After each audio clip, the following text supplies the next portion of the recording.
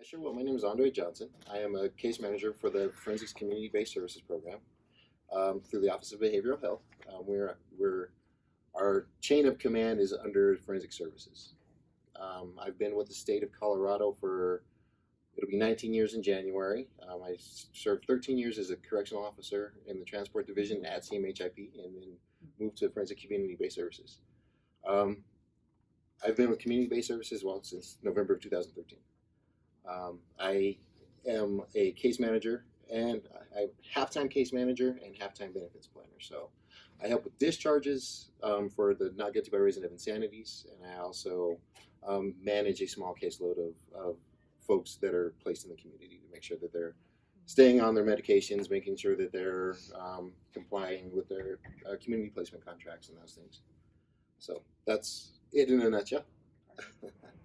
So, I think the one thing that I would love to address is in regards to ITPs. I think there's one major thing that's happening in that I think that there's a lot of focus and a lot of pressure on how they're being evaluated as opposed to the statute itself and how they're being labeled as ITPs. I think that the court system has developed a little bit of a niche in allowing folks to be determined ITP versus really doing some sort of evaluation to, really assess if somebody meets this criteria before they start these evaluations. These evaluations are lengthy, and I think that there's a bit of a unrealistic expectation for the flow of these ITPs. In my experience, and I was part of a committee here at the hospital for permanent ITPs. The assessments are done every 90 days, but you know what I mean, as far as the training, it's impossible for the fact that some folks take 90 days to get stabilized on medication.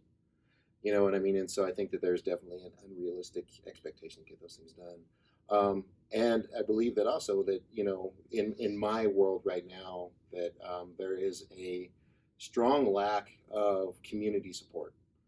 I think that, and not only in the private sectors, but with the state as well. In my department alone, there's, I think 10 or 12 of us case managers, and we have a population of up to 180 people. There was a lawsuit, and I can tell you the exact year, something around 90, in the late 90s, early 2000s, the Nyberger lawsuit, that established the department that I'm in now. And one of the requirements of that department was a 1 to 10 ratio for staff per outpatient individual. These are not guilty by reason of insanity patients. At this point, I'm a half-time case manager, and because I just unfortunately had a patient deceased, I'm down to 8, but with 2 on the radar. So me as a half-time case manager, I have what is deemed to be the limit for a full-time case manager. So, I think that resources have really been kind of tied up for us. And as far as expansion, it seems as though with the ITP crisis, the NGRI crisis is just another one that's getting ready to come back to the surface simply because it's being ignored at this point. That being said, it seems as though, I don't know if it's a budget issue, and I could talk to you guys for the rest of the week about my issues with the way the budget system is done, but that's not your focus right now. So yeah, yeah, exactly. So that being said, it just seems as though that the state's focus, in my experience in time, has been to kind of just put a Band-Aid on things, and instead of coming up with solutions that are both beneficial and cost effective, they're really focused on coming up with solutions that ignore that suffice a lawsuit for the time being, and then when another lawsuit comes up, then that one gets forgotten about, and so everything is just kind of resurfacing on the state, and it seems like it's going to be a cycle that's going to continue for this lack of true effort putting into making changes. I don't think, unfortunately, and you all are doing something that I would have never expected. I don't think that there is enough communication between the Denver executive branch and the folks that actually work in the field with these folks. People in my administrative change in the Denver area have never been to my office, or they've been to my office maybe once, and have no clue really about what our program is about. They've not spent a day with us to say, hey, let me see how you operate. Let me see, when we're making these decisions for your department, how can that affect your department?